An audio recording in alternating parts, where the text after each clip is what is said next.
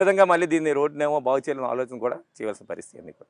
అంటే అప్పలనరసింహ గారు ఇంజనీర్‌గా ఉన్నారు కాబట్టి ఆయన తెలివితేటల ముందు అసలు ప్రతిపక్షాలు కూడా తట్టుకోలేకపోతున్నాయి. అటు పోలవరం ఎల్ఎంసీ కావచ్చు, లేకపోతే మిగతా అభివృద్ధి రోడ్లు కావచ్చు, ఆయనకు అనుకూలంగా లాభం నష్టంతో పాటు అవి తిరుగుతూ ఉంటాయి అంటున్నారు.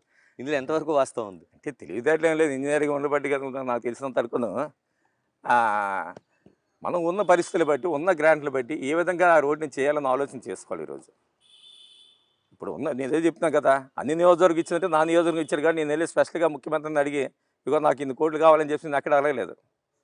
ఏదైతే మార్కెట్ కమిటీ రోడ్లు ఉన్నాయో, ఏదే ఎన్డీబీ రోడ్లు ఉన్నాయో, ఏఏపీ రోడ్లు ఉన్నాయో, లేకపోతే ఆర్ఎండ్బికి సంబంధించిన రోడ్లు ఉన్నాయో, ఇవన్నీ తీసుకొచ్చి నియోజకవర్గంలో పని చేసుకుంటున్నాను నేను.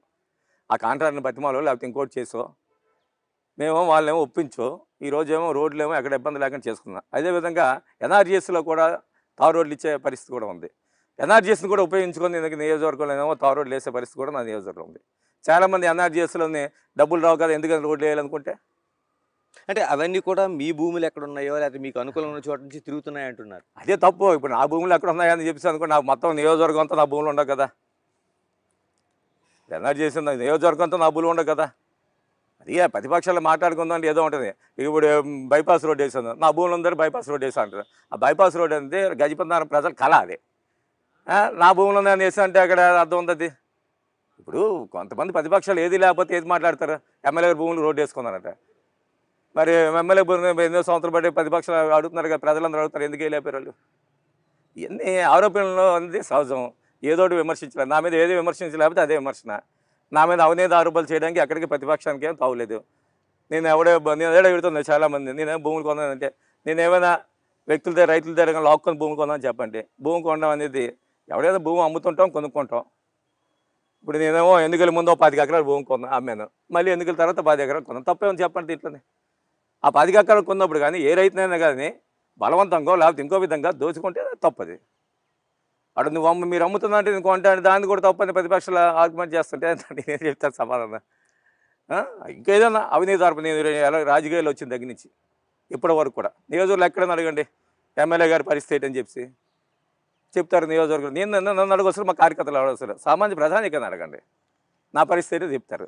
ఎక్కడో కూడా అవినీతి దావ లేకుంటే ఎవరైనా సరే మా నాయకులు తప్పు చేసిన సరే నేను తప్పును ఒప్పుకోను. అధికారులు తప్పు చేసిన సరే పై అధికారులు ఏమో నేను కంప్లైంట్ చేసే పరిస్థితి అదైతే ఉంది. ఆఫీసులు తప్పు చేస్తే ఇమీడియట్గా కలెక్టర్కి రిటర్న్గా నేను రాసి కంప్లైంట్ పెట్టే పరిస్థితులు కూడా ఉన్నాయి.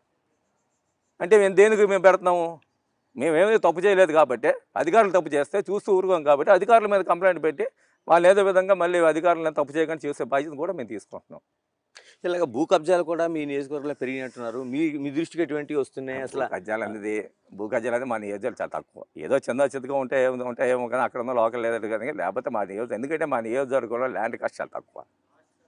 15 లక్షలకే భూమి దొరికే పరిస్థితి మా నియోజకవర్గంలో ఉంది. ఎకరా ఇంకా 15 లక్షలకి భూమి దొరికే పరిస్థితి మా నియోజకవర్గం ఉన్నప్పుడు ఇంకా భూ కబ్జాలు ఎక్కడ ఉంటాయి చెప్పండి.